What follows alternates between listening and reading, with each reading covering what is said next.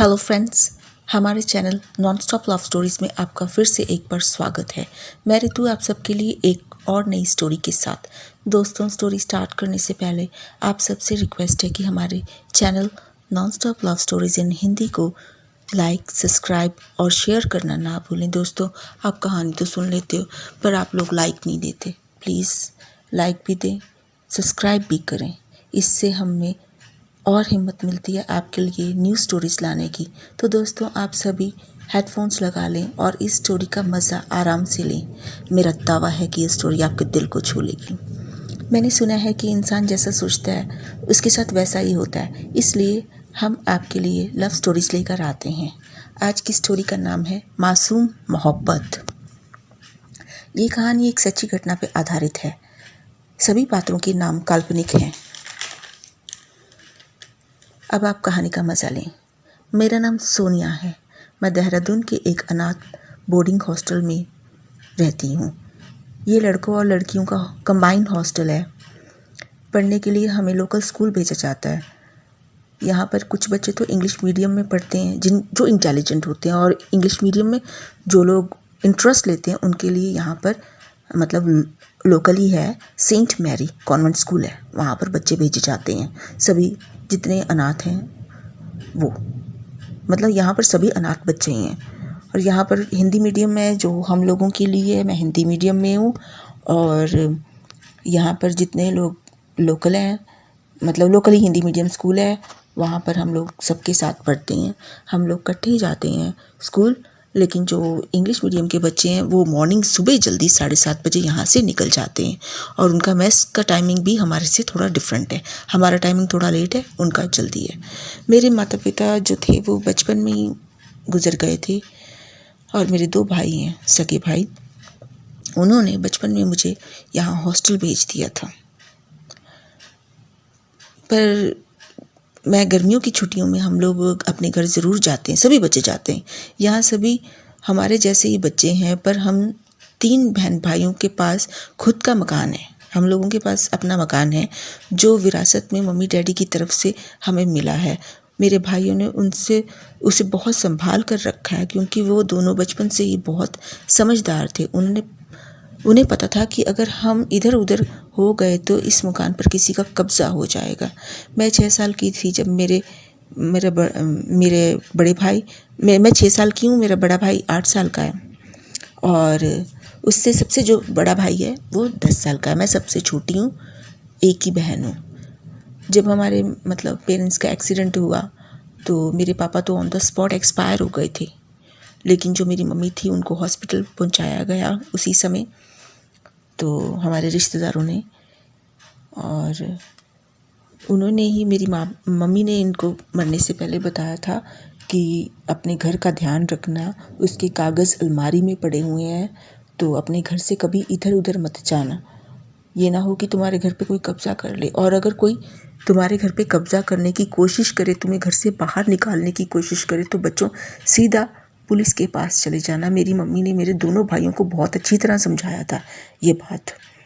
तो वो लोगों ने मुझे मेरे रिश्तेदारों के थ्रू हॉस्टल भेजा, क्योंकि हमारा एक रिश्तेदार बहुत ही अच्छा था, दूर का था। उन्होंने मुझे वो हॉस्टल का मेरे भाइयों को हॉस्टल का नंबर दिया, और मुझे मेरे भाइयों ने मतलब हॉस्टल के लिए तो उनको मतलब भेजने के लिए उनको फ़ोन कर दिया मैनेजर को। मैनेजर बहुत अच्छा आदमी था। वो हमारे टाउन में आया, उसने हमें देखा, हमारे घर आया। उन्होंने मेरे भाइयों को भी ले जाने के लिए बोला, पर मेरे भाइयों ने मना कर दिया कि हमें घर देखना। तो उसके बाद जब मैं इधर आ गई, हॉस्टल में आ गई, तो मैनेजर अंकल ने मुझको हॉस्टल में भेज दिया ऊपर, और मेट्रन को बता दिया, तो मेरा नाम भी अनाथ बच्चों में आ गया। तो उसके बाद मैं थोड़ी बड़ी हुई, 6 क्लास में हुई जब मैं, तो थोड़ी मेरे को समझ आई। तो मैंने अपने घर में फ़ोन किया, तो पता चला कि घर में से जितने भी नंबर मैंने नोट करके मेरे भाइयों ने दिए थे, उनमें से कोई भी नंबर नहीं चलता था। तो मैं समझ गई कि घर के हालात जो हैं वो इतने अच्छे नहीं हैं कि मतलब सभी फ़ोन चार्ज रहते। तो लेकिन मेरे भाई ज़रूर आते थे। वो थोड़े थोड़े मतलब जैसे 6 महीने में आ गई या 3 महीने में वो आके मुझे कपड़े दे के जाते थे, पैसे दे के जाते थे। पर मेरे को बचपन में तो इतनी समझ नहीं थी ना कि भाइयों कहाँ से आए हैं ये सब। तो वो थोड़ी थोड़ी कहीं ना कहीं मजदूरी करते थे, मेहनत करते थे, ऐसे वो पैसे लेके आते थे। यहाँ हॉस्टल में चांद नाम का एक लड़का है जिससे मेरा अच्छा फ्रेंड है, और मेरी बेस्ट फ्रेंड का नाम है सकीना। उसके पापा नहीं है, वो नेपाल की है। तो सकीना की एक बहन है, वो भी यहाँ पर ही हमारे साथ ही हमारे हॉस्टल में है। चांद का एक भाई है जो वो बेंगलोर में है। चांद 2 साल का था जब वो लोग मतलब अनाथ हो गए थे। जो उसकी मम्मी पापा थे वो पहले ही चले गए थे, और जब उसकी मम्मी थी जो वो उनको मतलब घर से निकाल दिया था ना फिर उन लोगों को, तो वो चांद को और उसके भाई को लेके भटकती थी। तो उत्तराखंड में ही रहते थे वो लोग।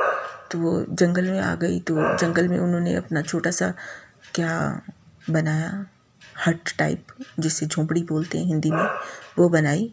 तो उसमें इन दोनों को रखा। पर जब सर्दी ज़्यादा पड़ने लग गई तो उनकी भी डेथ हो गई। तो जो फॉरेस्ट ऑफिसर था उसने देखा कि बच्चे कर क्या रहे हैं। तो जो चांद का बड़ा भाई था वो चाहता था कि चांद का पेट भर जाए कैसे भी, तो वो अपनी मरी हुई माँ का दूध पिला रहा था उसको। जब फॉरेस्ट ऑफिसर ने देखा तो उन दोनों बच्चों को उठा लिया, और उनकी जो मम्मी की डेड बॉडी थी वो फिर क्रिया के लिए भेज दी गई। फिर उन्होंने यहाँ का हॉस्टल में उनको भेजा, बच्चों को दोनों को। तो बड़ा भाई तो खैर वो उसने अभी +2 कर लिया है और वो बेंगलोर में नौकरी करता है।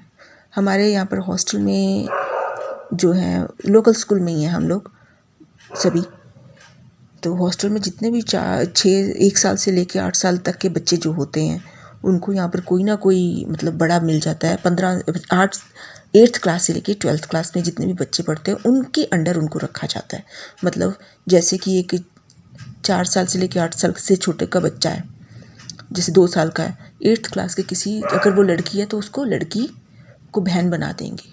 ऐसे ही छोटे बच्चों की बहन या भाई मतलब बड़े जो बना देते हैं। तो ऐसे जो छोटे बच्चे हैं उनको थोड़ा सा वो लोग काम देते हैं, जैसे बाहर से जैसे कपड़े डालेंगे उन्होंने वॉश करके तो बच्चे जाके कपड़े ले आओ, ऐसे छोटे छोटे काम उनको देते हैं ताकि उनको रहना आए हॉस्टल में। और उनको मतलब जब उनको कोई हॉस्टल से अपने घर से छोड़ के जाता है तो वो मतलब बड़े बच्चे ही उसको संभालते हैं, छोटे बच्चों को कि रोए ना, ये वो सब देखते हैं, उनका बड़ा ख्याल। वैसे इस हॉस्टल में जो एक दूसरे के साथ बच्चे जैसे सचमुच उनके बड़े बहन भाइयों वैसे वो लोग इज़्ज़त करते हैं, और जो बड़े हैं वो जैसे छोटे उनके हो ना उनको ऐसे इज़्ज़त देते हैं। ये एक क्रिश्चियन हॉस्टल है जहाँ पर हम लोग रहते हैं। और यहाँ पर एक अच्छी सी सुविधा जो वो है कि यहाँ पर 10+2 के बाद में यहाँ पर एक क्रिश्चियन हॉस्पिटल है जहाँ पर हमारे कारवे चिल्ड्रन होम है जो हम लोग जहाँ पर अनाथ आश्रम है, यहाँ के 5 बच्चों को लेते हैं और फ्री नर्सिंग ट्रेनिंग करवाते हैं। हॉस्टल भी फ्री होता है, खाना भी फ्री होता है और कपड़े भी वो लोग फ्री देते हैं। लेमन हॉस्पिटल है, हर्बर्टपुर है, जहाँ पर हम लोग इस टाइम हैं। तो मैंने आपको पहले ही बता दिया था कि ये सच्ची घटना है दोस्तों। यहाँ हॉस्टल में ही अपने मतलब हम यहाँ पर आमों के बाग है हमारे हॉस्टल में, और अलीची के भी बाग हैं। यहाँ पर ही एक मतलब हॉस्टल के पीछे ही हमारे लड़कों के हॉस्टल के पीछे जंगल है, और वो इतना बड़ा जंगल है ना कि हमने भी पूरा नहीं देखा। कहते हैं कि वो हमारे हिमाचल प्रदेश के जंगलों में खुलता है। यहाँ पर मैनेजर है, मेट्रन है, एक कंसामा है, उसका बीवी में मतलब वाइफ भी काम करती है। तो लड़कों का हॉस्टल है, लड़कियों का हॉस्टल है, मतलब एक पूरा हमारा कैंपस है। इधर एक बड़ा सा गेस्ट हाउस भी है, क्योंकि हम सब बच्चों के लिए स्कॉलरशिप जो है वो अमेरिका से आता है, इसीलिए तो अमेरिकन लोग साल में एक बार यहाँ पर विज़िट ज़रूर करते हैं। तो उन लोगों के लिए स्पेशल गेस्ट रूम है, बहुत बड़ा है। वहाँ पर रजाइयाँ, चारपाई मतलब बेड, सब सुविधाएं उनके लिए हैं। लड़कों के लिए 2 फुटबॉल ग्राउंड हैं, लड़कियों के लिए बड़े बड़े अच्छे हैं, झूले लगे हुए हैं। मतलब यहाँ पर जो है बहुत हमारा जो एरिया है वो ज्योग्राफिकली बहुत बड़ा एरिया है जो हमारे अंडर है। तो खुश रहते हैं हॉस्टल में हमारे सब कुछ हमारे पास है। हमारा मेस भी बहुत बड़ा है और वरांडा जो है वो भी बहुत बड़ा है। और यहाँ पर जंगल में अलग अलग पेड़ हैं, लीची के पेड़ हैं, अमरूद के पेड़ हैं, आम के पेड़ हैं, आलू बुखारे के, बहुत ही ज़्यादा मतलब अच्छे अच्छे पेड़ हैं। एक बड़ी सी नदी है जो जियोग्राफिकली हमारे पूरे एरिया में सर्वाइव करती है। वो नदी मतलब पूरे उत्तराखंड में घूमती है वो नदी। तो नदी और जो जंगल है उसमें अलग अलग जानवर भी हैं, जैसे हाथी को हमने देखा है, बहुत हाथी देखे हमने, हिरन बहुत देखे हैं जो रात को कभी कभी आ भी जाते हैं। और जो वुल्फ हैं, भेड़िए, वो भी बहुत है यहाँ पर। वो तो 6 बजे ही मतलब चिल्लाना शुरू कर देते हैं, उनकी आवाज़ें आती हैं। बारहसिंगा भी हमने देखे हैं। नील गाय यहाँ पर बहुत है, चीता भी है, बंदर और सांप और खरगोश तो बहुत ही ज़्यादा है, लंगूर भी बहुत है, मतलब आदि आदि बहुत ढेर सारे जानवर हैं। और कभी कभी शेर भी आते हैं यहाँ पर। अभी मैं आपको एक डेट के साथ बताती हूँ कि शेर यहाँ पर मतलब इसी थोड़े ही दिन हुए, 4-5 दिन हुए, यहाँ पर शेर जो है 5 शेर आए हुए हैं। ठीक है, ये डेट है मई के महीने की 28 तारीख की 2023 मई 28 2023 को यहाँ हमारे यहाँ 5 शेर आए। तो उन्होंने एक बच्चे को धड़ से ही अलग कर दिया, मार के खा रहे थे। तो लोगों ने छुड़ाया। फिर उसमें से सुना है कि वीडियो भी देखा है हमने, ऐसी बात नहीं है, एक बच्चे को उसके सर से अलग करके मतलब खा रहे थे शेर। तो कहते हैं कि एक शेर को मार भी दिया है। अभी वो आगे थोड़ा हमारे एरिया से आगे चले गए हैं, डाक पत्थर में चले गए हैं। तो जानवरों को तो दोस्तों को ही पता ही भी नहीं है कहाँ से कहाँ निकल जाए, वापस आ जाएं, कुछ कह ही नहीं सकते हम लोग। आपकी जानकारी के लिए मतलब मैंने बता दिया कि इस तरीके के एरिया में हम लोग रहते हैं। पहाड़ी एरिया है। और यहाँ की जो नदियाँ हैं ना, वो मैं आपको बता दूँ आपकी जानकारी के लिए, यहाँ की नदियों में मछलियाँ भी हैं पाई जाती, और पहाड़ी केंकड़े भी हैं। केंकड़े भी हैं जो यहाँ के लोग मछलियाँ भी निकाल के खाते हैं और यहाँ पर मतलब केंकड़े भी खाते हैं लोग। पर जब हमारे मतलब कभी बाहर जाना हो ना, जैसे किसी फंक्शन पे हम लोग गए, तो हमारे यहाँ पर जो गाड़ी है, तो जब रात को उसके नीचे केंकड़े आते हैं ना, जब हम नदी के रोड वाली साइड से जाते हैं, नदी के पास एक रोड बनी हुई है, वहाँ से जब हम जाते हैं तो केंकड़ों की मतलब टायर के नीचे से आवाज़ आती है, कट कट कट कटने की। ऐसे मतलब थोड़ा अजीब सा भी लगता है, पर ऐसा है यहाँ पर। तो अब तो मैं आपको बता दूँ, अब मैं +2 में हो गई हूँ, काफ़ी समझदार हो गई हूँ। आपको मैं पूरी स्टोरी बताती हूँ अपनी। है तो स्टोरी थोड़ी सी लंबी है, पर इंटरेस्टिंग, आपको मज़ा आएगा सुनने में, आपके एंटरटेनमेंट के लिए। चांद मुझसे बहुत प्यार करता था, मेरे साथ ही पढ़ा करता था, हम दोनों एक ही क्लास में थे। उसके पास बस 2 ही रिश्ते थे कहने के लिए। एक उसका अपना सगा भाई था जो कि बेंगलोर में था, और एक मैं थी। वो मेरा बहुत ख्याल रखता था हॉस्टल में। वो यहाँ की जो हमारे एरिया मतलब हॉस्टल के बच्चे थे, उनके पीछे मारपीट भी करता था बाहर जाके, बहुत ख्याल रखता था। उसका भाई जो था वो उसको पैसे भेजता था वहाँ से, और वो सारे पैसे मुझ पर ही उड़ाता था। पर यहाँ पर अनाथ बच्चों को भी वो थोड़े बहुत पैसे देता था। उसके भाई को ये सब पता था, इसलिए जब वो आता तो चांद के लिए अच्छे अच्छे कपड़े लेके आता था वहाँ से। उसको पता था ये अपने ऊपर तो खर्च करेगा नहीं। तो ऐसे ही हमारा मतलब सब एक दूसरे को बहुत अच्छी तरीके से जानते थे। चांद हमेशा मेरे साथ रहता, इवन मेस में भी हम लोग साथ रहते सुबह सुबह। तो स्कूल में भी हम लोग साथ रहते। तो स्कूल के बाद भी हम लोग आके खेलते, तो साथ रहते। स्टडी फिट होती हमारी, उस टाइम भी हम मतलब हमेशा साथ रहते। और कभी कभी तो वो मतलब नाइट में पेड़ के ऊपर से चढ़ के हमारे हॉस्टल की खिड़की पे आता था। तो वहाँ पर कोई मतलब रूम नहीं था, तो मैं वहाँ पर बैठ जाती थी और हम लोग ढेर सारी बातें करते थे। फिर कभी कभी हम लोग जंगल भी जाते थे स्कूल से बंक मार के। तो जंगल में जाके उसने क्या करना, मछलियाँ पकड़नी मेरे लिए। तो उसके पास नमक हमेशा पास रखता था वो अपने। तो उसने क्या करना, मछलियाँ आग जला के मछलियाँ ना उसने भून लेनी, माचिस भी उसके पास होती थी। तो मछलियाँ भून के मेरे को खिलाता था, खुद भी खाता था नमक लगा के। फिर वहाँ से नदी से पानी हम लोग पीते थे। फिर जंगल में बड़े अच्छे अच्छे फल लगे हुए थे, सीज़न के अकॉर्डिंग सभी फल मिल जाते थे वहाँ पर।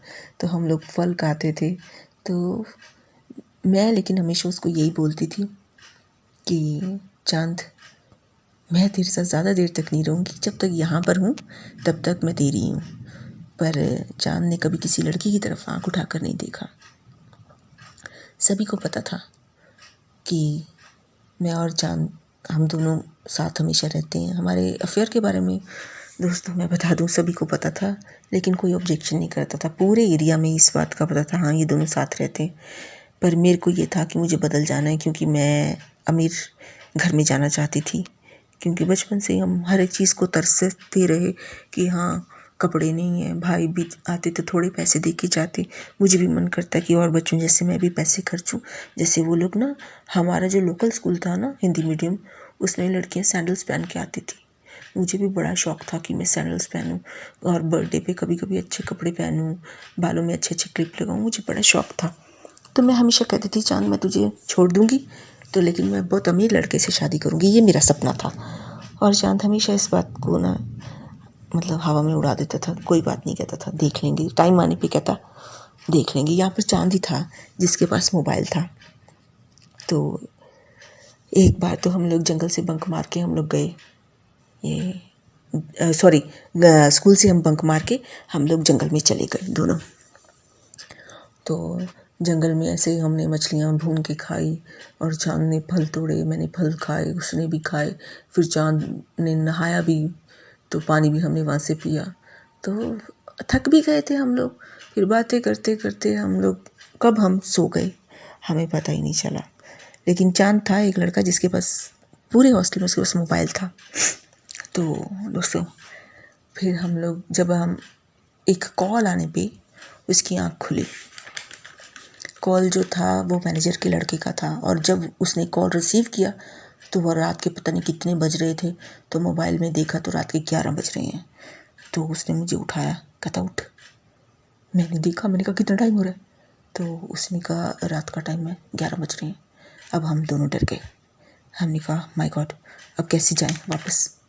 वहाँ तो शोर मच जाएगा कि हम लोग हॉस्टल में नहीं हैं। तो 8 बजे तो हॉस्टल पूरा बंद हो जाता है। चाँद कहता पता नहीं क्या होगा अब। तो मैनेजर के लड़के का कॉल मैंने आपको बताया आया, तो वो पूछ रहा था, कहता कहाँ हो? हमने बताया कि हम जंगल में हैं। वो कहता कि ऐसा करो आप जहाँ पर हो ना, तो वहाँ पर कहीं सेफ एरिया देख लो, अभी इस टाइम मत आना, यहाँ पर सब लोग तुम्हें ढूंढ रहे हैं। तो कहता लेकिन कहीं सेफ हो जाओ, क्योंकि यहाँ पर जानवर भी बहुत हैं। तो वो इसका बेस्ट फ्रेंड था चाँद का। चाँद कहता ठीक है। हम लोग वहाँ से निकले कैसे भी जंगल से। अब जंगल में बहुत ही जानवर थे आसपास, जो वुल्फ होते हैं भेड़िए, उनकी रोने की आवाज़ें आ रही थी। हम डर भी रहे थे। उसने क्या, चाँद ने क्या लिया, एक डंडा ले लिया, पास में ही पड़ा हुआ था काफ़ी, मतलब वो वहाँ पर उसके भी बांस की बाग थी ना वहाँ पर, वहाँ से डंडा उसने उठा लिया, मतलब किसी चरवाहे का ही होगा जो उसने उठाया। तो वहाँ से हम लोग झाड़ियों को ऐसे करते हाथ करते करते वहाँ हॉस्टल तक हम लोग पहुँच गए। हॉस्टल के बाहर ही एक बहुत बड़ी टैंकी थी, जो शहरों में होती है ना पानी की टैंकियाँ, बिल्कुल वैसी थी। हम लोग सबसे ऊपर चढ़ गए। तो वहाँ से कोई नहीं हमें देख रहा था, किसी के दिमाग में था ही नहीं कि टैंकी के भी ऊपर देखो।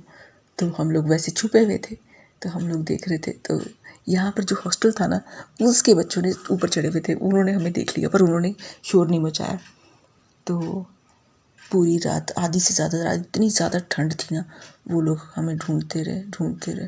फिर वो लोग थक गए और अपने अपने घरों में चले गए। हम भी नीचे उतरे। हम लोग पास में ही उधर जहाँ मतलब लड़कों का हॉस्टल था, नॉक किया तो एक ने दरवाज़ा खोला, तो हम अंदर जाके ना सो गए। तो सुबह उठे, सुबह हम जल्दी उठ के फिर बाहर चले गए। तो जब हम लोग हॉस्टल पहुँचे सुबह सुबह, तो सबने पूछा कहाँ थे तुम लोग? बहुत गुस्से में थे मैनेजर अंकल।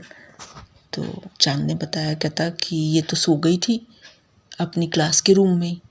तो कहता मैं इसको ढूंढ रहा था। उनको बहुत ही अच्छी तरीके से सबको पता था कि ये लोग दोनों झूठ बोल रहे हैं, लेकिन उन्होंने चुप रहे। हाँ कहते कोई बात नहीं। मैं सीधा अपने कमरे में चली गई हॉस्टल के, और वहाँ जो चाँद था वो अपने कमरे में चला गया। तो फिर कुछ नहीं, फिर हम लोग मिले खाने पे, स्टडी में, ऐसे ही टाइम निकलता रहा।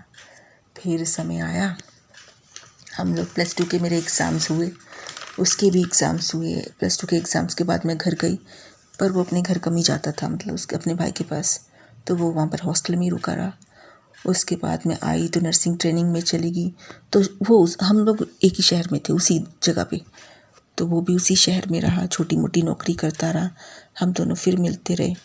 लेकिन मैं हमेशा उससे कहती थी कि मैं तेरे से अलग हो जाऊँगी, क्योंकि मुझे अमीर लड़का चाहिए। यही मेरा सपना था। 3.5 साल बाद नर्सिंग ट्रेनिंग ख़त्म हुई तो मैं अपने घर चली गई। घर में जाके भाई वगैरह बहुत खुश हुए कि हाँ हमारी बहन ने नर्सिंग ट्रेनिंग कर ली, अब कुछ ना कुछ करेगी। तो हम वहाँ पर फिर मेरे को जॉब भी मिल गई। जॉब के साथ साथ मेरे भाइयों ने मेरे लिए एक लड़का ढूंढने की कोशिश की, लड़का मिल ही गया। तो वो लड़का बहुत अच्छी फैमिली से था। मेरे दिमाग में यही था कि मैं इसी के साथ शादी करूँगी। लेकिन जो चाँद था उसने हमारे घर के पास ही घर लिया हुआ, मतलब किराए पे एक कमरा लिया हुआ था। तो हम लोग रात को खिड़की पे ज़रूर मिलते थे। मेरी कमरे की खिड़की जो थी पीछे, तो वो जगह थोड़ी खाली सी थी। ऐसे ही वहाँ के घर ऐसे ही होते हैं, मतलब। तो फिर हम लोग रोज़ रात को मिलते, बातें करते।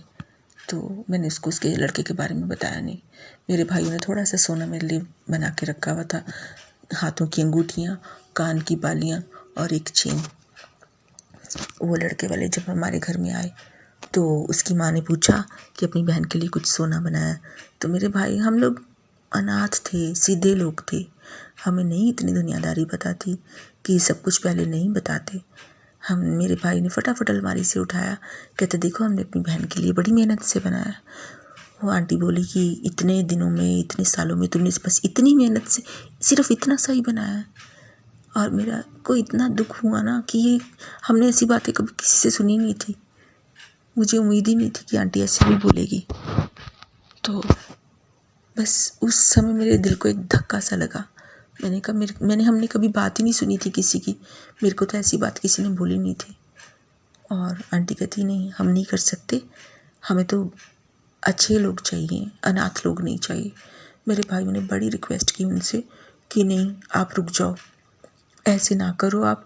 हम लोग ना 2-2 महीने बाद इसको और सोना कुछ बना के देते रहेंगे, आप फिक्र ना करो, हम किसी चीज़ की कोई कमी नहीं होने देंगे।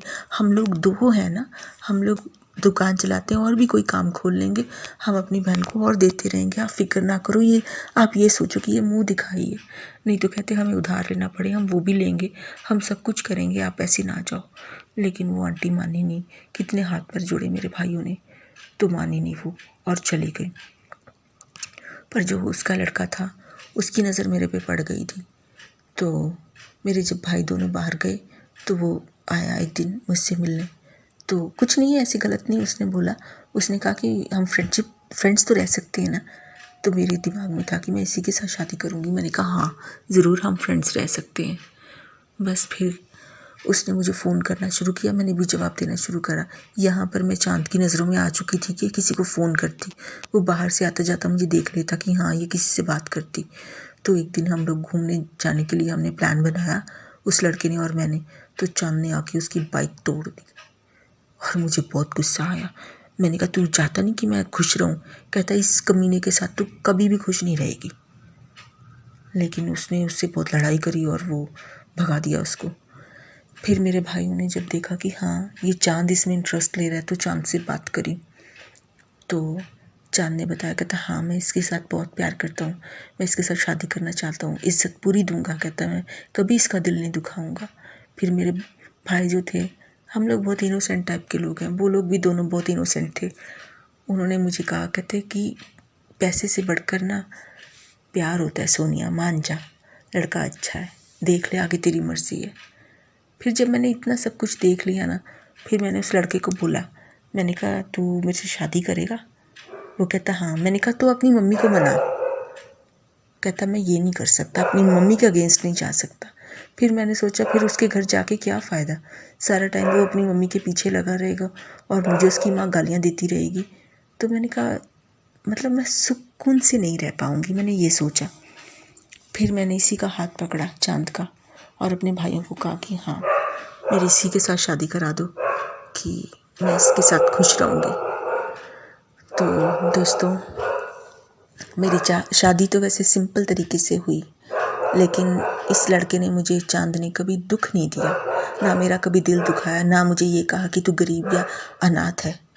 पर इसने मुझे बहुत खुशियाँ दी, खुश रखा, अब जब इसको पैसे कहीं से भी मिलते हैं, सारे पैसे अभी भी मेरे पे लगाता है ये।